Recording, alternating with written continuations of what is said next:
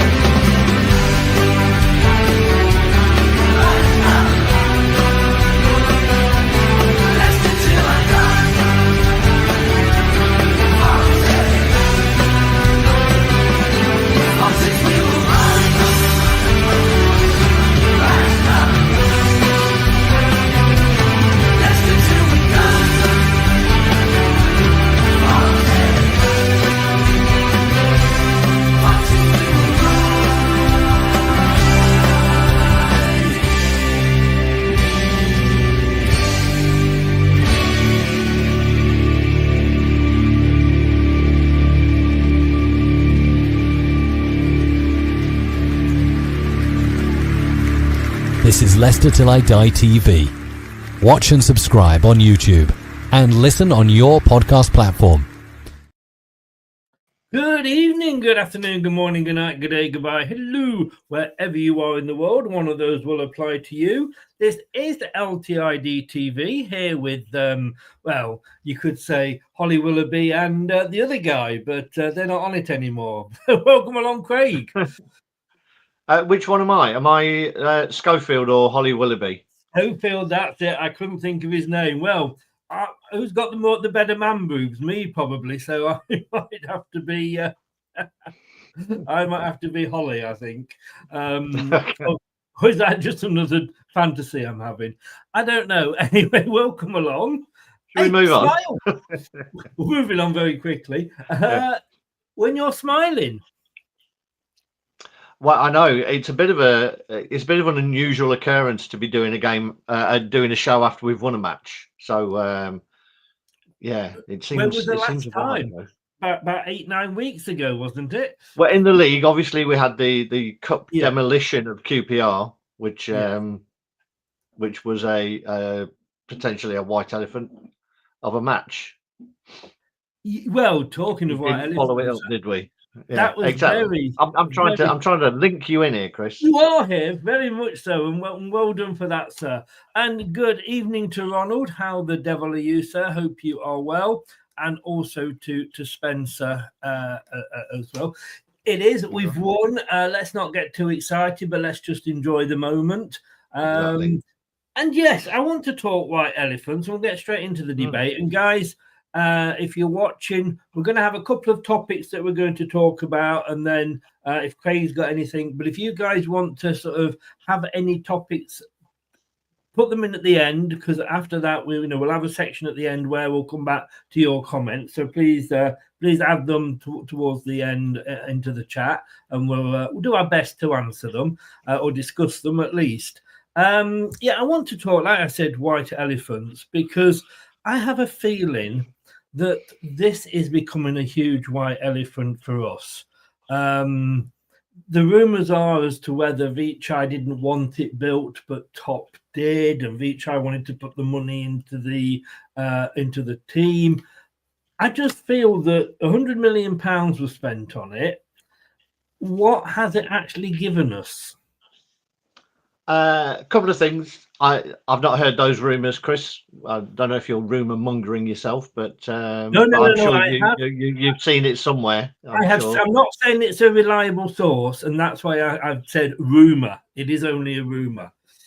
Unlike Daddy's Brown, which is a very reliable source, I can assure you, all of you.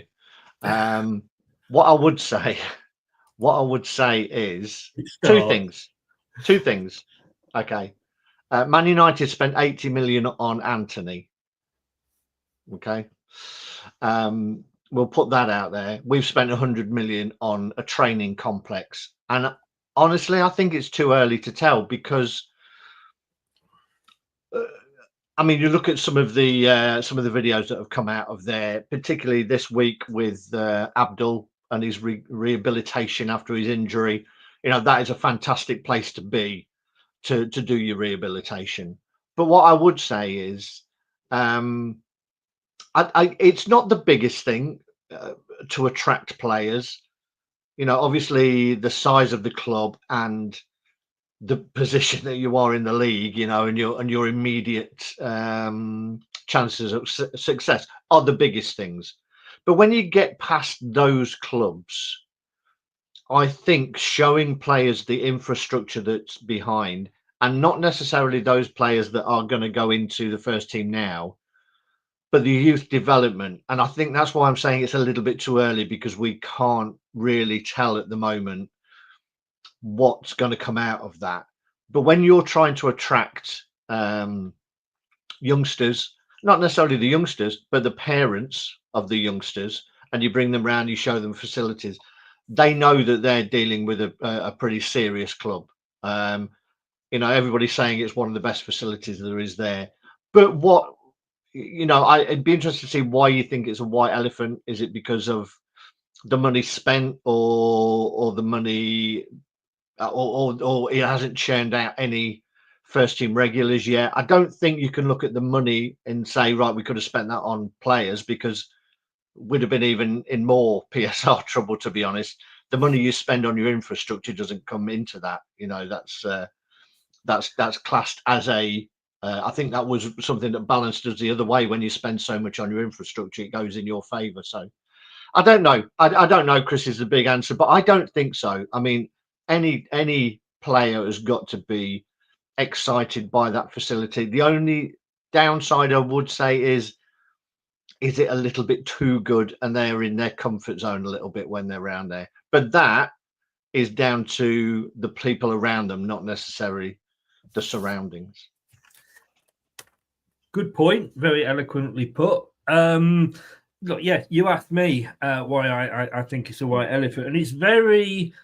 And I'm not saying that it is 100%. I'm sort of asking the question whether it is or not. I just think it's a case of, you know, it's the old what comes first, the chicken or the egg, you know, and it very much here is, you know, what comes first, you know, the training ground or the players out of it.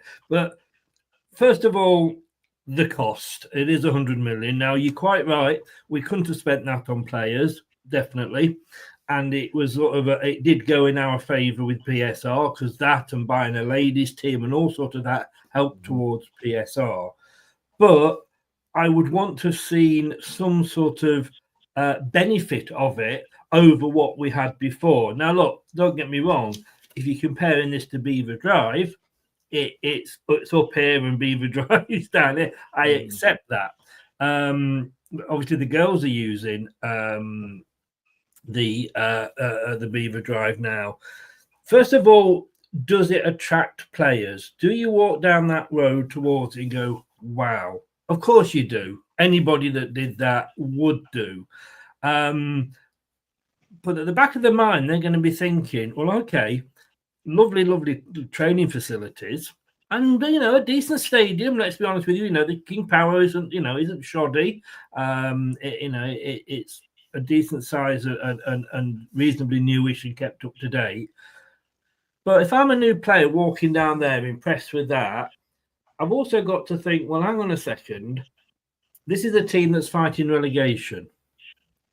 This is a team that has fallen from where it was 10 years ago. And I know that's football, but it's fallen into sort of the second tier. It's come back out again. It may or may not stop there. You've got lawyers fighting to keep us out of PSR. The Premier League, all right, they haven't charged us, but this always seems to be hanging over us. If we do go down again, we've got the EFL. What good will that do when we're in the EFL and we're having to sell players because we've got a EFL management structure imposed on us? We've got a transfer embargo, so that would, again, nobody's going to walk down that road to look at it because we can't sign anybody. I just think, you know, maybe we went too big too soon. I don't understand why that would be an argument, to be honest, because, as I say, you know, if they didn't do that, what would they have done? They'd have just put the money somewhere else. As I say, you can't put it into players. You know, the players don't need paying anymore, that's for sure, but we couldn't have bought anyone else. What it does show you is that this is a club that has a longer term strategy. If you were struggling now and you still had a pretty pathetic training ground, and I'm not saying Beaver Drive is that, because it's not. I've been there. It was a decent one. Then you would be looking at, are the owners serious about this football club? You know, if you go to some of the others in the Premier League, you would question even Man United. The biggest thing, the second biggest talking point about Man United after their performance on the pitch and the squad is how decrepit that football stadium is, with leaks or whatever, that the owners don't take it seriously. They're not interested in their fans. They want to fleece them. They don't want to put money in. They don't want to invest. That's the charge that's put at Man United. You cannot say that, you know, about our club. And for a club of our size, you do have to look at the rest of the facilities, because your long-term strategy has to be to develop players. It has to be to develop your own players and sell them at a profit to maintain sustainability. Because in the best will in the world, we're not going to be a top 10 Premier League side every season. We might have some great seasons. We're going to have some pretty poor seasons as well, to be honest. So your infrastructure in behind it has to be strong. And I think they've done the right thing. You know, it was a statement at the time. And don't forget, at the time this was being built, we all thought it was fantastic because we were challenging for European places. We thought, right, this is the way to go. You know, now that we're looking, you know, we're having a troubled season or two, it looks like, why have we got all this fantastic infrastructure? I mean, I think it would have been a stronger argument if we'd have expanded the ground, you know, and tried to fill it to 40, 50,000 week in, week out with a poor struggling team that's looking like it's going to be in the Championship. But to put the infrastructure in place was a better business decision than spending it on the ground for me. Say good evening to Gary, who's from, he's my neighbour. He's in Dorset. Oh, Hello, okay. Gary. I think you knew. I don't think we've spoken before. Whereabouts in Dorset? I'm in well, wet and hailstoned Poole these last few days.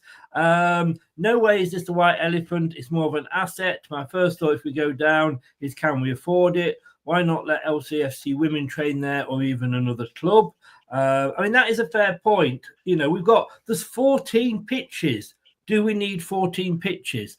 We've got a 9-hole golf club. Woo, wow. Well, that didn't attract what's he called from Real Madrid, did it? It was the guy at Wales that always preferred golf. Gareth Bale, yeah. Gareth Bale. Why wasn't he? He should have been first through the doors. Don't forget, it was built on a golf course, so they just didn't build on half of it. You know. Well, okay, all right. I mean, I'll take that. I will take that. But I agree. But I agree with that point. You know, you have got a valuable asset, not in the middle of the town, but very close to the city centre, that in land terms would be extremely valuable in the multi-millions of pounds for redevelopment, I would imagine, to any housing firm. So it makes sense to try and move the women across and utilise that facility better. So I fully agree with that. Maybe that's in the plans, but you know, if you're looking to generate cash, they've got an opportunity to do that there. It wouldn't surprise me if that doesn't happen in the next 2 or 3 years, to be honest. With 14 pitches, I mean, you know, what we're going to have body train. I mean, I know we've got a pitch that's soft, a pitch that's hard. I suppose you may have the 12 degrees of hardness or softness. I think that was part of Brendan Rodgers wanted, though. So when he fell out with every player, they could each have their own pitch to go and train on. Well, this is it. Exactly. I mean, I get, and it makes sense. Don't get me wrong. You have more than one training pitch. Of course you do. You do have a hard ground. You know, if you're going away to another ground and you know what theirs is like, and you know, it's like cricket, isn't it? You know, there's different types of pitch in cricket.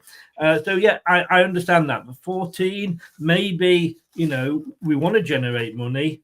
And that, I've got to say, Gary, that is such a good point, because I haven't thought about that. Why not sell that ground at Beaver Drive, which is, like you say, right in the centre of City, not far from the King Power and those areas. And we haven't got a hotel to sell, although obviously we do own hotels. That could be a very good point. But I want to go back to who has it attracted? Since we have had that built, how many, I'm not saying there's none, but how many players that we've looked at and gone, wow? And let's be honest with you, at £3 million, we haven't gone wow over Koulibaly. How many players, like I said, have walked down that road and gone wow, and they have been decent players that have made us go, good God. Every since we've had that, every player who's been interviewed after signing it has talked about the facilities. So I don't think you can say that it's not been a factor in it. Particularly if you're weighing up 2 or 3 teams who are offering you all the same. You're all kind of yo-yo. If we're up there against Crystal Palace, if we're up there against Fulham, okay, they can offer London, but those types of clubs, Wolves or whatever, if you're fighting for players in and amongst those, then the players have to be impressed with the infrastructure that is behind it, and therefore it gives a value to the club that this is a club that sees a big future and wants to invest in it as part of it. I think the other bit we don't see is how many kids it's attracted in terms of youth players. We've got one who everybody's after at the minute, this Jeremy Monga. I would love to think that he came there 3 years ago with his parents, had a multitude of clubs to sign for, and thought, wow, this is the one for me. We don't know that yet. That's the issue. There's just so many we don't know. And Prashant there, the last comment said, at least let the youth teams use it.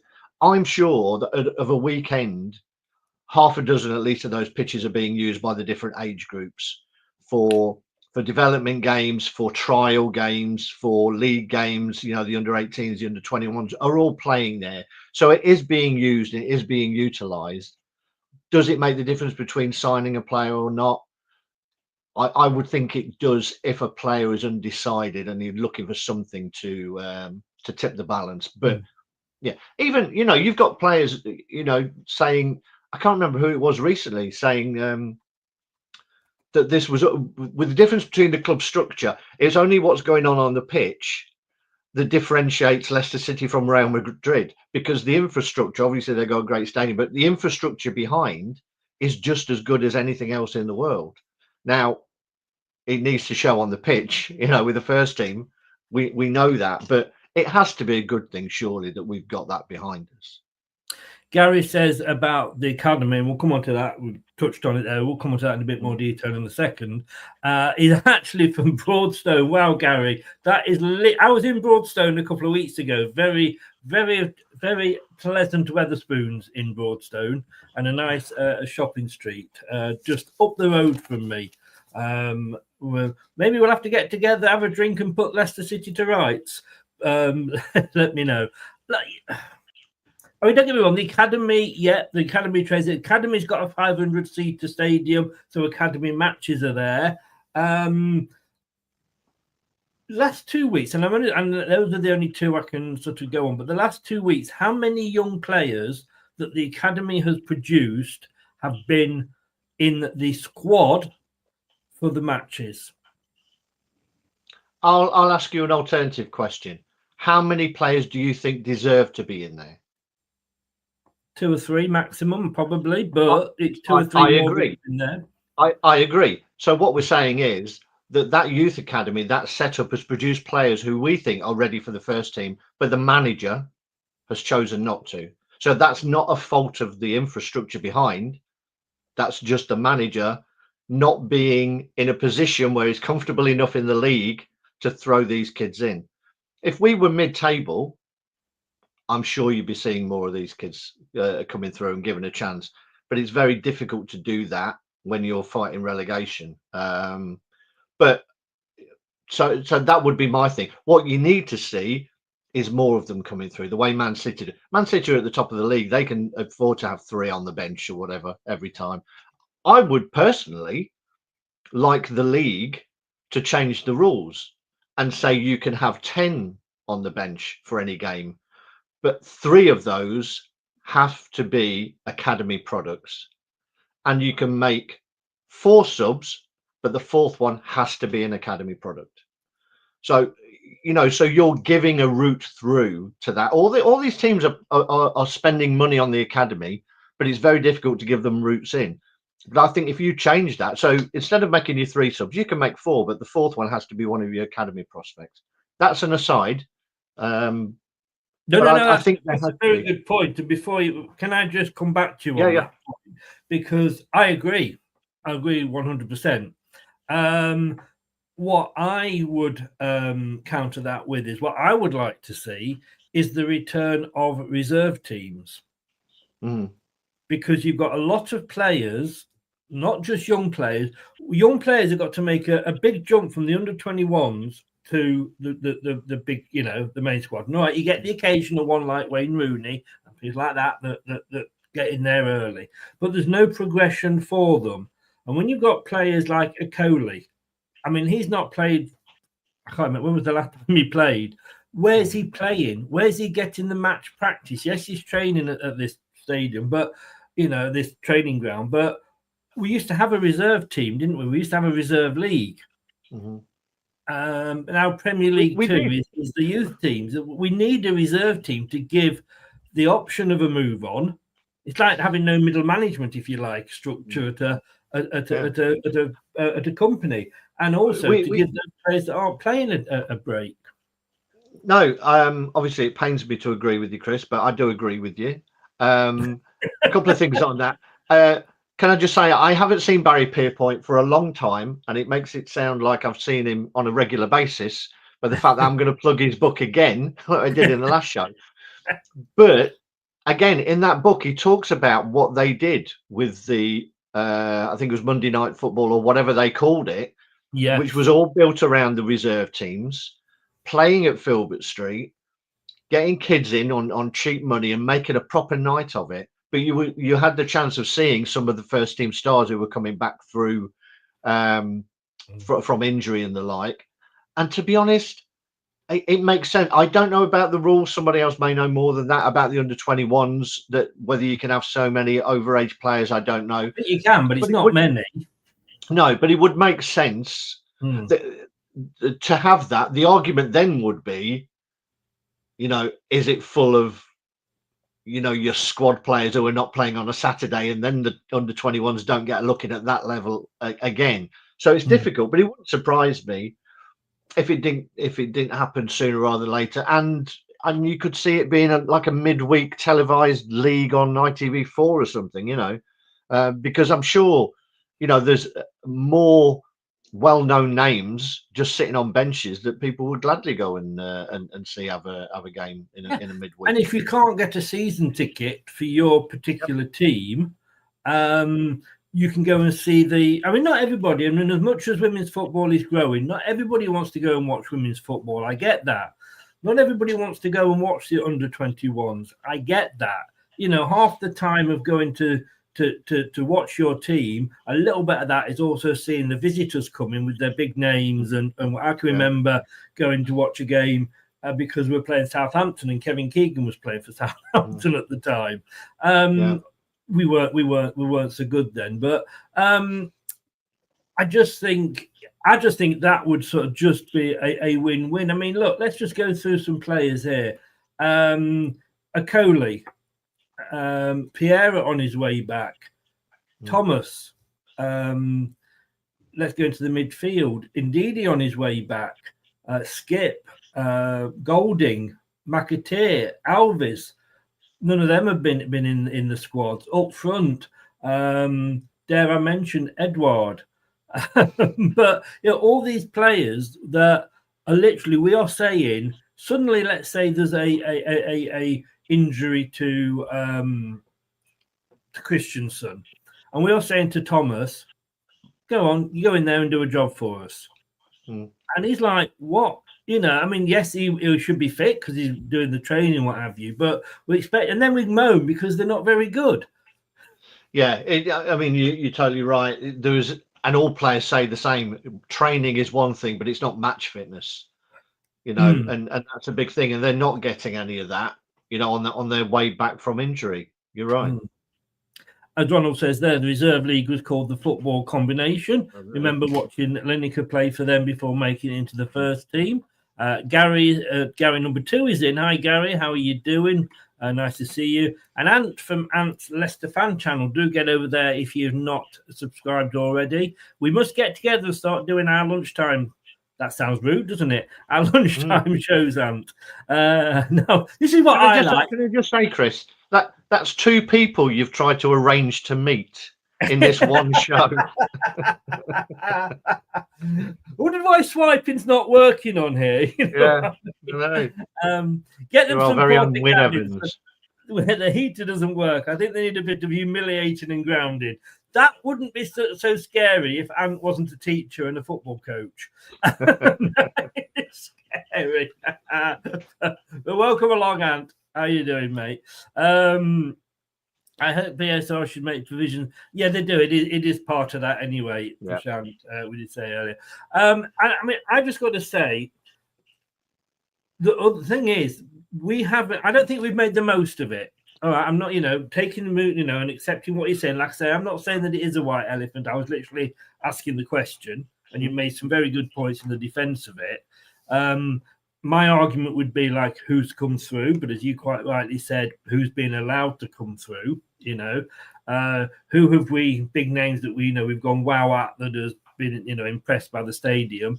I'm sure Koulibaly at 3 million was just keen to come to the Premier League, and he'd have come to Luton if he was still here. But I don't know, it's timing with a bad period in our club financially. Sorry, you were going to say. Don't forget, Maresca was so impressed that he lived there. I was trying to not mention that. It's the truth, Maybe he knew he wouldn't be around that long, so didn't want to buy anywhere. Maybe there is that. And I don't know if you've seen that video that's going around in the house that we are paying for Ruud van Nistelrooy. That's like no, I'm not seeing that. No. $5,000 a week or something it's costing us. But anyway, that's rumours. All I'm saying is that we should have had we've had this. How many years has it been up now? Yeah, see, I'm not sure how long we've been in. What is it? 5 years? Something like that. It's a tricky one, isn't it? To show, because I mean, none of us really know how much difference it makes. At the end of it, you're being coached on a pitch, and you've got some good equipment, which you could have anywhere, to be honest. So yeah, we could have it Beaver Drive still. Exactly. I think what it's trying to create is an infrastructure that can attract the best. No, hang on, you're trying to. Beth, if you're watching, Craig wants to meet you.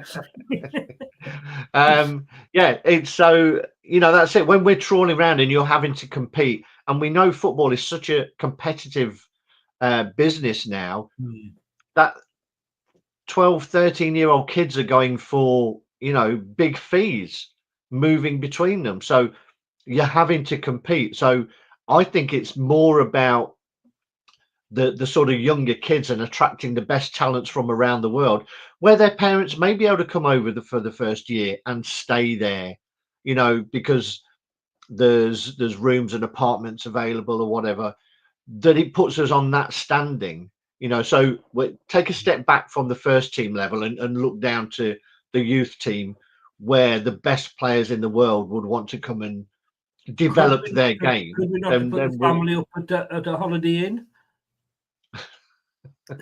Potentially. There's a very nice one down here in the ground. You know what I mean? I'm being facetious there. Yeah. And it's not like me. Ant says 5 years, 2019. Gary says each player has a room at the hotel there for late night away games. Really? I mean, good God. Surely just want to get in the car and get home. But yeah, 2019. Now, as I say, it has probably coincided with a bad period for us. Had we opened this and then the next year we went on and won the Premier League, we'd be saying, wow, look at this. So it has. My worry is that any advantage we had by doing this has gone now, because other clubs are catching us up. And I'm going to take, for example, Bournemouth in this, because I live down here, but they are in a position where, look, they're having a brilliant season at the moment, and well done to them. Congratulations. 5-0 past Forest. I absolutely love them. But look at where they were when, they'd only just got into the Premier League when that year we won it. 10 years before that, they were collecting money in buckets outside the local theatre. They don't even own the ground around their football stadium. The car park is owned by the council. I mean, that's how up and down Bournemouth are. And yet they are building at Canford Heath a training facility. It looks very much like ours with that arch and everything. And so in maybe 18 months, they are going to be in the same position as we are. Mm-hmm. And Bournemouth can offer them lovely beaches and being by the seaside and fish and chips and being shit on by seagulls. So, that we can offer. So we've because we've been mismanaged, we haven't taken advantage, I don't think. That doesn't make it a white elephant. I'm just moving it on now. But we've lost any advantage we've had because other clubs, I mean, look, Man United, they could play, they could get changed, as Ant said, in the porter cabin. It's Man United. That's the name that attracts them. It's the other 14 clubs that in the Premier League that are trying to attract. And we're being caught up and probably be overtaken. But again, there is an element of not knowing because, we've had that for 5 years. That could have attracted a crop of 11-year-olds who were the best in the world, who are still yet to come through. As I say, we've got a 15-year-old Jeremy Monga that's attracting clubs from around the world and some of the biggest clubs around the world. And Bournemouth are obviously realised that there is no way, and Bournemouth's a good example, but every club will realise that the current way of operating, now that PSR is in, is unsustainable. And the only way that you can maintain any level of business credibility and maintain your standing in the game is to develop and sell your own players, because it's pure profit. We've seen that with the money that we got that helped with PSR with Dewsbury Hall. There's a player that's come through, within the last 5 years, I would say, and has then gone for that money. But that's the only way that these teams are going to be. They basically have no choice other than to follow this example and try and develop their own players, because there won't be the money available to go and buy big and sell big. It's not profitable. You can buy for 60 and sell at 80. You don't get all of that 20. It doesn't work. So the PSR is basically forcing clubs to find another way to create revenue. No, again, excellent points. And Ant says there, and it's something we touched on, I do feel we are failing our youth by not providing a pathway example. Pathway example being Alvis. I put my comma in the wrong place there. But that's another story. And maybe it is a case of that it will take maybe 10, 12 years maybe to see any benefit from it. We'll wait and see. Like I say, I was simply, asking the question. Brendan Rodgers said back in 2020, it's the most significant investment in the club's history. If you think of everything they've done, the owners, since they've been here, and it is a significant investment. And Sorry, the only thing that surprises me about that statement is that Brendan didn't say this is the most significant investment in the club's history after appointing me. Very true. I think that's probably the full quote. Maybe they edited that bit out. Yeah. I don't know. Quite possibly. But like I say, if we'd had this built, 2 years before we won that, well, you can't see it on there, but the trophy, the Premier League trophy, they went on and won that, we'd be talking differently about it. But Adam says, did he have his Gucci belt on when he said that? Now, do you mean Craig or do you mean Brendan? I don't know. Right. So, yeah, I mean, look, it's there. It's not bad. Like you say, if we hadn't spent the money on that, we wouldn't have spent that amount of money on the players. And I honestly, my thoughts are that the rumor that was going around about Vichai didn't want it, Top did. I personally think is bollocks, to be honest with you. Yeah. Because, he was talking about it when before he passed. And just very quickly talking about Vichai, RIP, of course. I think the jury's gone out today in the helicopter. They came back with it found it to be an accident. Did they? Yeah, but that does. I don't think that impacts on the court case because it's an accident in the fact that the pilot couldn't do anything about it. So it basically absolves him of blame and pushes the emphasis on the fact that it was a fundamental problem with the helicopter. So if anything, it sort of strengthens the hand of the claim that they've got against the helicopter manufacturers. But it absolves the pilot of any blame. He couldn't do anything to stop it. Yeah. Well, it's not good, but it is. Yeah, you know what I mean. You know what I mean. Yeah. And says Vichai applied for planning permission for it. Yeah, exactly. Anyway, moving on as we do. The second point, and when we finish this second target, then I don't know if Craig's got anything particularly wants to talk about. But guys, get any questions, any topics you want to be discussed briefly in, and we'll try and get through a few of those. Week today, it is the end of the transfer window, January transfer window. Can I just say and before anybody starts saying, well, we haven't signed anybody, again, you made, as my wise old owl, some very good points about, who is out there that we can afford, who is out there that we particularly want, and, say, well, this person's going here, why didn't we go in for him? We don't know that we didn't, and we just, he didn't want to come to us, and that's the biggest, Obviously, we didn't get a chance to show the Man U training ground. Exactly. Whoa, boom. Woyo Koulibaly from Parma for £1.9 million, it says here. That's the big spenders. God, we paid more than that for Adi Akinbaye. Going out, Tom Cannon to Sheffield United for 10 million and just confirmed today. He had his medical yesterday. Hamza has gone to Sheffield United on loan with the potential to buy if they're happy with him if they get promoted. Look, we've talked about Tom Cannon until the cows come home, but and we've also obviously discussed Woyo. I want to really just quickly, before we look at some rumours, talk about Hamza first. He's one of our own, as they say, but he never seemed that popular with the crowd. I think because you always knew that he had a mistake in him, which is something that can be said at half of our squad. I think there's always a mistake waiting to happen.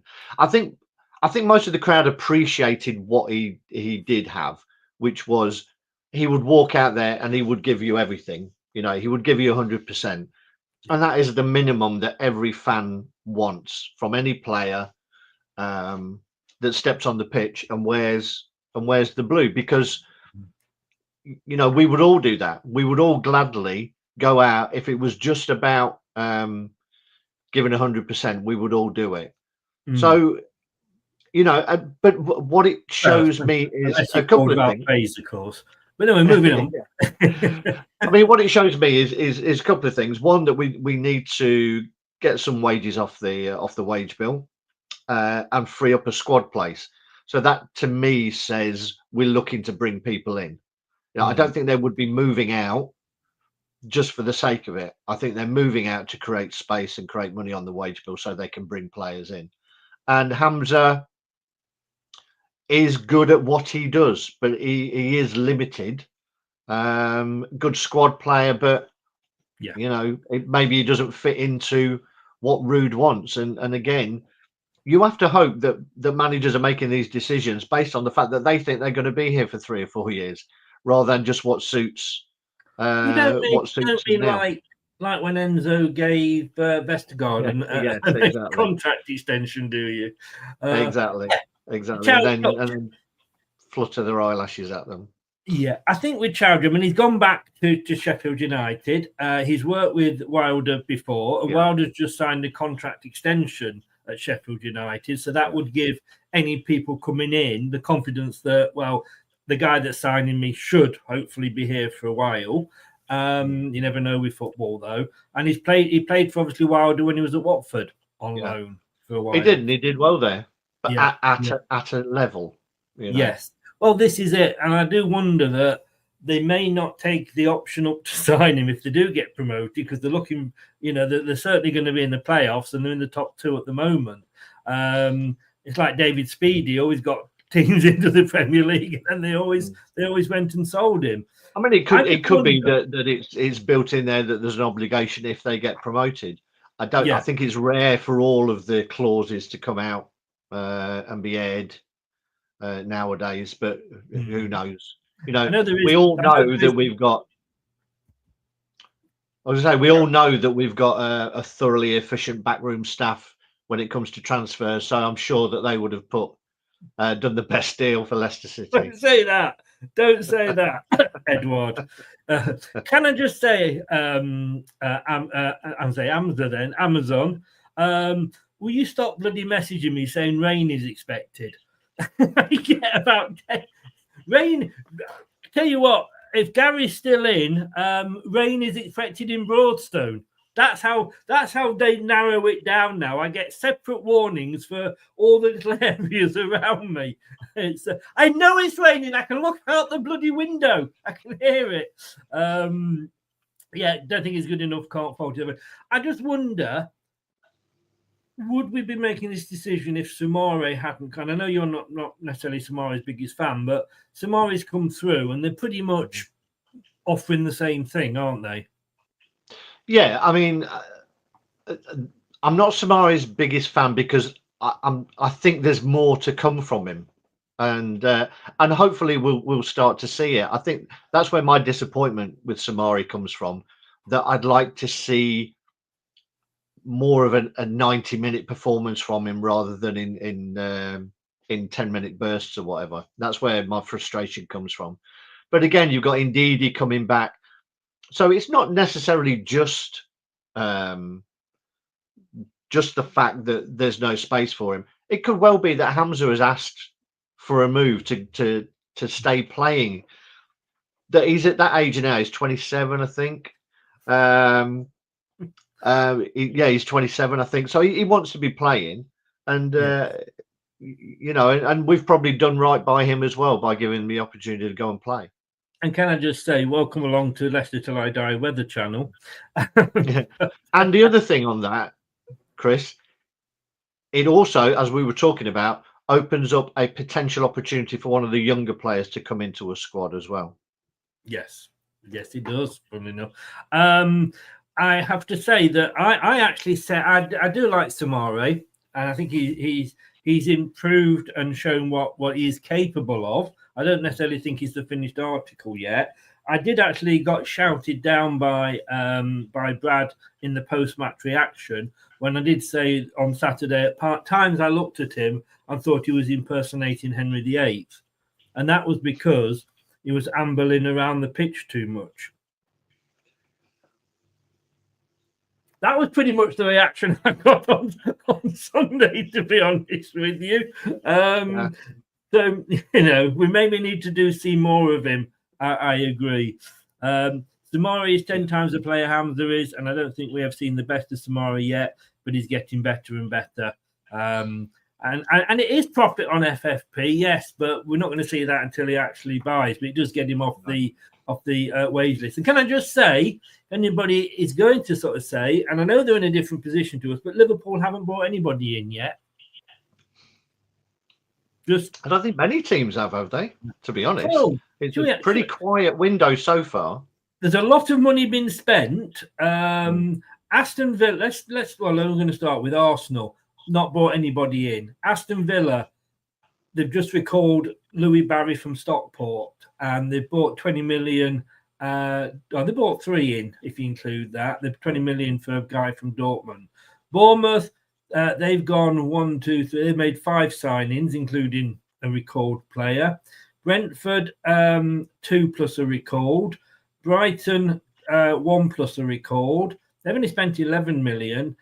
Chelsea, they just opened the doors and said, anybody passing want to come in and have a game? But they've only actually recalled 3 on loan so far. So I'm not going to go down them all, but, like I say, Liverpool not signed anybody. Manchester United, all they've done is recall a player. Newcastle haven't. Just Man City seem to have spent more than anybody. I want to go through the rumours now, because something to talk about, isn't it? We are being linked. I don't know how many of these you know. Like Ollie Tanner, who was recently linked to the King Power ahead of the deadline in the summer. The non-league star enjoyed an impressive rise at Lewes, has since found his feet at Cardiff City and could yet complete the biggest move of his career yet to the Premier League. I've known nothing about this guy. I don't know if you do at all. I saw a few clips of him when his name came up a few days ago. I think he's only scored 1 and assisted 1. He looks like one of those crop of quite a few players at the minute, who've got that style, a bit like Kiernan, similar to the guy at Southampton whose name evades me at the minute, but their young star, plays with the socks around their ankles and fancies themselves as a kind of Chris Waddle type. Again, a lot of these players, I think, are with an eye to the future. They're not players who are going to come in and make an impact straight away in the first team for me. His numbers don't say that he's going to come in and make a difference, to be honest. Yes, it may put a little bit of pressure on the shirt. You could say that Justin probably had his best game for quite a few weeks. Now that we've signed another right back, sometimes that does make a difference, Yes. But I can't see him being someone who's going to walk straight into the first team. I just hope he's not a flash in the pan, having come from Lewes. Yeah, Chris, what I would say is a couple of things, or 2 things. Self-edit, and 2, don't use them all up in one show. Well, I have plenty. Don't worry, mate. I'm sure you do. Hang on a second. I've got them all written down here. don't worry about that. Oh god. Oh, we couldn't afford him unless we're feeling flushed anyway. Very good. Thank you.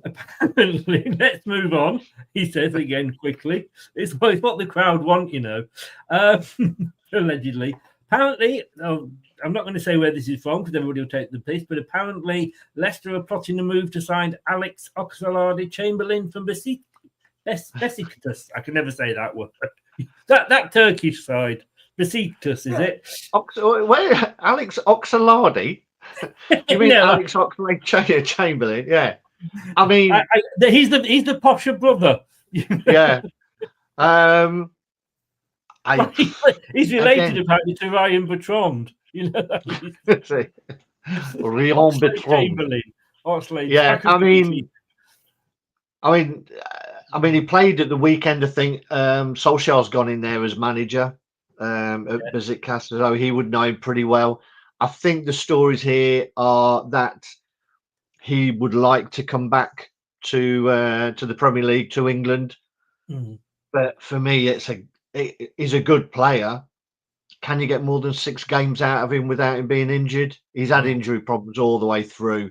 And to be honest, maybe the reason that he's interested in coming to Leicester is that we've got a fantastic training ground with the latest rehabilitation equipment. Maybe we're being more attractive to injured players. I don't know if he likes golf or not, but maybe. Yes. Well, partly also Wolves. I would say a good player, but it's a massive gamble on someone who can't string half a dozen games together. And it's not like we haven't got one of those at the moment in Ricardo anyway. Exactly. Do you want another one? I'm not sure. Yes. And let's be honest with you, having said that, he's probably going to be at the front of the queue because we do like to sign players that are injured, don't we? Tom Cannon. Yeah, we do. Yeah, You know, exactly. So yeah, not sure. Yeah. Yeah, I agree with Ant. I think he's past his best. A lot of these are obviously going to be agents putting stories out there to try and create an interest. This one is actually quite interesting, and I wouldn't be adverse to this. Leicester plotting move for Brighton's Lamptey. The Seagull star is not favoured by his current boss. I would love him, but the only way we're going to get him is if we buy him. Yes. No, we can't. It does say buy him, not loan him, because of course we can't unless we send Brunetti back. Send Buonanotte back, exactly. Yeah. So I would love him, to be honest. I think he's a fantastic player. Whether now we've spent half our budget on the 1.9 million right back from Parma, Koulibaly, whether we need another right back, I don't know. But I'd love him at the club. I think he's a really, really good player. But whether it's the best use of resource we've got at the moment, I'm not sure. I suppose it depends on the price, doesn't it? And like Ant said, would be all over this if we hadn't just signed a right back. Yeah.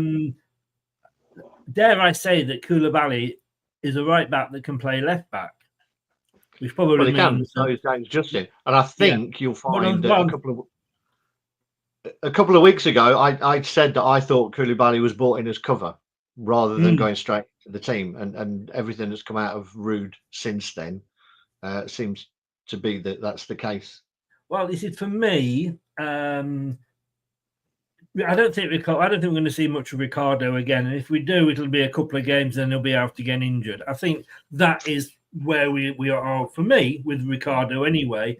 I don't know if I can't remember if we've just given him an extension, but I think he's going to be spending more. He's the new Johnny Evans. Let's put it that way. Yeah. For me, if you could pick him up for between 10 and 15 mil, I think it's a really good deal. But whether we could afford to spend that in this window, I'm not sure. No, and I think with the left back position, I think Thomas. Look, he was there when we needed him in that European season. Scored a great goal against United, but he is one of those when we all go, ooh, when we see him on the team sheet. Well, he has been linked with move away as well. Yes. Well, if he goes, then to me you've got Christensen and Justin fighting for the left back, and Koulibaly and hopefully Lamptey fighting for the right back. Yeah, I mean, it looks like Hoffenheim apparently have put in 2 or 3 bids, but they haven't got where we would want in terms of a price yet for Thomas. But it wouldn't surprise me if that one gets done. Yeah. Monaco, we've had a bit of success with the players we've got from Monaco, haven't we? Mika Bereth. There you go. That wasn't a bad attempt, was it? From Monaco striker. Look, to me, we need a striker. Jamie Vardy, like I say, whilst not past his sell-by date, he's certainly reached his best before date. Yes, I know he scored on at the weekend, but come on, you could have scored that, Craig, with your laces tied together, couldn't you? I would have flicked it up and headed it in. Well, why weren't you on the pitch then in that case, you know? But look, no, it wasn't as easy as it looked, in fairness, but, if he'd have missed that, it'd have taken some stick. Daka, to me, still hasn't proved that he's what we want, but we've got him and he will be here a while. AU doesn't seem to be played in that striker role up front. Edward, we've only just got because the wonderful Mr. Rudkin signed a deal where we can't let him go back to his club. Thank you, John. And of course, Tom Cannon we've just sold. So I wouldn't mind a new striker in. He's Danish. Arsenal. So he was actually at Arsenal before they sold him to Sturm Graz. And after netting 11 goals in 16 league outings, again he was on the move. Monaco bought him for 11 million. I mean, he doesn't like to stay anywhere long, does he?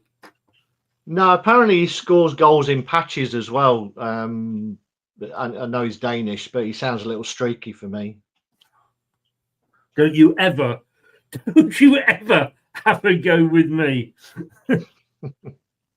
Hey, you set the bar, I'll crawl under it. Yeah, exactly. Hey, it's not that high. There's not that much space, believe me. I mean, we definitely need a striker. The trouble is at the level that we're dealing in terms of the money we've got available, then anything's a bit of a gamble. But there's a couple of. I mean, I was looking at players who were coming towards the end of contracts, and supposedly we've stepped up our scouting in South America, which is an area that we've not really tapped into. I can't remember many South American players that we've picked up ourselves, to be honest. No. But there's a couple of strikers down there who are banging goals in for fun at the moment, who are sort of early 20s. One's at Vélez Sarsfield, I think. So there are some bargains to be had out there. It's whether they make the transition into the Premier League. But you can pick up, decent players for decent money down there. So there's definitely a couple there. But I don't know too much about this guy, to be honest. And again, anything's a gamble. If they're not proven in this country, if they haven't played in the Premier League, it's a gamble. But you pay a premium for proven Premier League players. Yes. Yeah. Apparently, on another page, it says we have the clear advantage in the Oxlade-Chamberlain race. It's because of his connection to Ole Gunnar Solskjaer, Ruud's connections there. Yeah, I saw that. I mean, the fact that your current manager used to play with potentially your new manager, that is tenuous, I would say. Yes. My friend knows your friend, so go and play with him. Yes, yeah. Exactly. But we wait to see. We've got a week to. I mean, if we don't sign anybody else, I mean, this window is very much looking like that window when we got in the season we got relegated. We've signed one player, and my worry now is that with a week to go, look, clubs will look at it and go, Leicester City fighting for survival. They're desperate for players, and only a week to go. Are we going to be held to ransom here? And if we don't sign anybody else, how bad a window will it have been? It's difficult to say because we don't know the quality of the players that's coming in. We can all say, yes, we need a winger. But unless they're better than what we've got, and I know people will say, well, anybody's better than what we've got, but that's just a flippant remark, to be honest. Yeah. So you've got to be bringing in people who are going to make a difference in this window. And that's why maybe they are looking at the loan system for players who are maybe at the end of their contracts, maybe players who are coming back from injury, players who are decent enough, proven Premier League players, but can't get in their squads at the minute. Because otherwise you're committing a lot of money to players who may not necessarily want to be with you if you get relegated. So we're in a really difficult position. There are other players that we've been linked with. I don't know if you've got anyone else on your list before I name a couple. No, you go ahead. That was the main ones that have just come up today. Yeah, so there's the guy at AC Milan at the moment who's the I forgot to print off my notes. Pavlyuchenko, something like that. Anyway, that apparently we sent our team over there to try and get a deal done. He'd been out of favour. He's a Croatian, I think, or East European, one of their sort of tough centre halves, who hasn't managed to get in the team regularly at AC Milan this season. But, I know what you mean. But he did play at the weekend, and by all accounts, he had a fantastic game. And he's come out and said that he wants to stay and fight for his place. He sounds like he'd be a good signing. What we need, some no nonsense, a bit more aggression. Apart from that, I was looking at players who are coming to the end of their contracts, and whether you want to be trying cheeky and sneak in and make offers, for experienced players. For instance, Fabian Schär at Newcastle is out of contract. Yeah. Now, he was out of contract the year before and they gave him a 1-year extension. There's talk that they're going to offer him another 1-year extension. But, you know, if you come in with a 2-year deal, then there's every chance that you might be able to nick a player like that. Another one who I know the instant reaction would be, really, would be Eric Dyer, who's coming to the end of his contract at Bayern Munich, but has had a fantastic season at Bayern Munich. You know, regularly there, and they're doing well again. People like Zinchenko at Arsenal, who can't get in that team at the moment. Decent player, you know, experienced at Arsenal, experienced in Man City, versatile, can play across both fullbacks and in midfield. I mean, he was the first one, really, I think, him and Cancelo, where Pep Guardiola tried this inverted fullback, you know, moving them into midfield as well. Zinchenko, again, contract up in the summer. So there are a few out there. And there's one more who's a good centre half by the sounds of it, who's at PSV, who was there when Ruud van Nistelrooy was there, who's a centre half whose contract's coming up, who's called Boscargali, French, but again, a really talented centre half, highly rated. So there are some out there, and we don't know. The one out of all of them that I would love, that we would link with a while back, was that Toby Collier at Man United, who is a real box-to-box midfielder. You know, you wouldn't be able to buy him because it cost too much. You might have been able to get him on loan a couple of weeks ago, but I think he's been in the squad the last couple of weeks. And when he's come on, he's looked great. He just wants to get forward. And we haven't had that player for me since Muzzy, is it? You know, a midfielder who wants to break his neck to get in the box. He would be fantastic. Out of all of them, I think he would make a hell of a difference. But I don't know. Just talking about Man United and PSV, you know, we were hearing about all these. Oh, Ruud van Nistelrooy is going to lose his links with Man United, going to use his links with PSV. What links? I mean, nothing has ever come of any of that, has it? But again, it's who's available. You know, from Man United, you know, there was talk that Lindelof he might look to bring in, someone who's got a lot of experience, but not getting game time. You know, does he offer much more than Vestergaard? I don't know. You know, to be honest, as I say, any player in the situation that you're in, you want them to either come straight into the team and make a difference, or put a pressure on the players who are in the team to raise their levels. Just to go back, as you and I've just found it here now. Apparently, Leicester City and Stuttgart are said to have asked for details over. There we go, Strajinja Pavlovic, the guy that you said earlier, who is available this month. Milan manager has said Pavlovic is aggressive in the way he defends, stepping out of the back line, and that's not to his preference. Apparently, he does have difficulty in staying in line. So, you know, we need another one.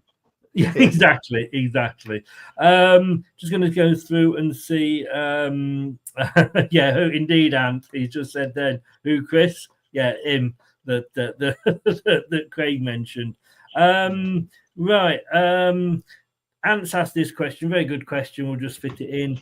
Are we weaker now than at the start of January? I genuinely feel we are.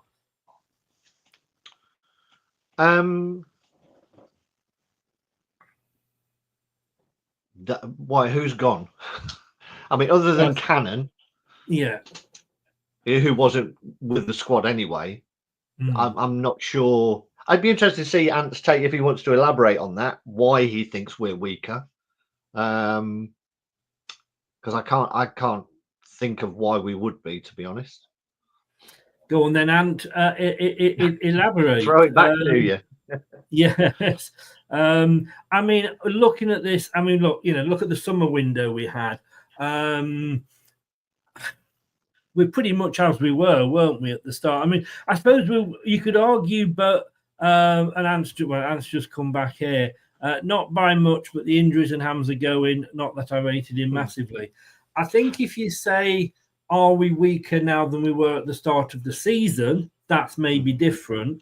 But yeah, and he's added in there. We've got the injuries that we didn't have at the start. Yeah. So, I mean, I'd like there to be a renaissance and a Coley get an opportunity. To be honest, You know, while we're looking for a centre half, for me, we've got one. That the guy at PSV who I mentioned is a left-sided centre half, and we've got one already at the club that we spent 15 million on. So, you know, unless we can recoup that and then go and spend it, it seems weird. Maybe he's not settled at the club. There's a lot of things that, again, that we don't know. Maybe he's struggling to adapt. You know, it's not easy for players coming over into, you know, a different country. Maybe they're leaving their families behind. Some players do take to it straight away. Fofana did, for example. Yeah. Other players, it takes them a bit longer to settle in. I mean, famously, Thierry Henry and Bergkamp, neither of whom settled in really in their first seasons at Arsenal. No, not at all. And I think as well, when you look at changing a manager mid-season doesn't help, because the players that were brought in, and Cooper had to give the okay to those, we would hope, you know. So the players that, you know, Cooper said, yeah, I like him. Ruud van Nistelrooy might have said, I would never have signed him in a month of Sundays. That is the problem with doing what we did, which was a mid season change. Yeah, and again, you know, there was talk that, you know, if we got beat again at Spurs, Van Nistelrooy would be on his way, but that would have just been madness for me. You can't keep doing it. You've got to let a manager put his own impact on a team, unless you're looking for an immediate bounce. Like, you know, that's the reason that Everton went for Moyes, you know, because they knew what they were getting, and he had that affinity with the club. I mean, there was a lot of talk saying we should have gone for him, and he may be paying lip service to Everton, but he's since come out and saying Everton were the only club he would have gone back to, you know, that he would have gone to. He didn't want a relegation battle, exactly. But and Everton are in a relegation battle, but there was that draw that he got from Everton, you know, and I understand him doing that. I understand him totally, and you know, you've got to give Ruud time to settle in, and you know, it'd be ridiculous, you know. We've had a few managers, not as many as maybe Tottenham have said they've. What was the poster they held up at the weekend? 26 years, 15 managers or something. One trophy, yeah. I mean, again, you know, Watford. I mean, Chelsea churned through them as well. At some point, for Chelsea though, didn't it? It did work for Chelsea, yeah, but they were getting proven managers, weren't they? Yes, they weren't just taking chances on people and who were having their first or second jobs in the Premier League. Whereas I think at some point you've got to say, we chose you for a reason. We're going to see it through. Yes, indeed. Craig, thank you very much, sir. There was no Kate today because she's getting ready for her holidays tomorrow. Lucky devil. She's only just come back. I mean, she's a woman. What do you mean? And then, funny enough, when she comes back, guess what? I'm going on my holidays. So Craig could be here on his own. With the last one in the studio, turn the lights out. Exactly. But thank you very, very much, Craig. Your link is in the description below. At Craig Bird on X, is that what it is? That's the one, yeah. And at Craig add a one Bird onto it if you were on Blue Sky. And if you want to catch up with this, obviously on YouTube, or if you prefer not to listen to these two beautiful faces and look at them, and God knows why you wouldn't want to look at us, you can catch us on podcast. This will be up on the podcast in the next 10 minutes, and all our other previous shows, except the watch-alongs, are on podcast as well. Are you going on Saturday? Are you travelling up to Everton? No, it's my daughter's birthday, so and it's mine next week, so we're having a day down in London doing a couple of shows. What who are you playing? Was it Alas poor Yorick? I knew him well, or is it Alas poor Ruud? I knew him well. Well, who knows? But so that's what I'm doing. I mean, I went to Everton a few years ago. in the cup when we beat them up there, and actually saw Ahmed Musa score 2 goals. You know, so that was enough for a T-shirt. That was so. Yeah, but hopefully we can at least get a result and bring a point back. A point would not be a bad result from that one. It would not. Anyway. It would not. Are you free Friday for the preview? I think I shall be, mate. I think I shall be. Yeah. In that case, I will see you at 6 o'clock on Friday. Thanks to everybody that's been in the chat. Really do appreciate it. Please smash that subscribe button and the likes as well. It all helps the channel. Thanks to Craig as well, like I say. And we'll see you all on Thursday for the prediction show. Take care. Thanks a lot, Craig. Cheers. Thanks for watching. These videos are tremendous. You'd better like them too, or I'll be back.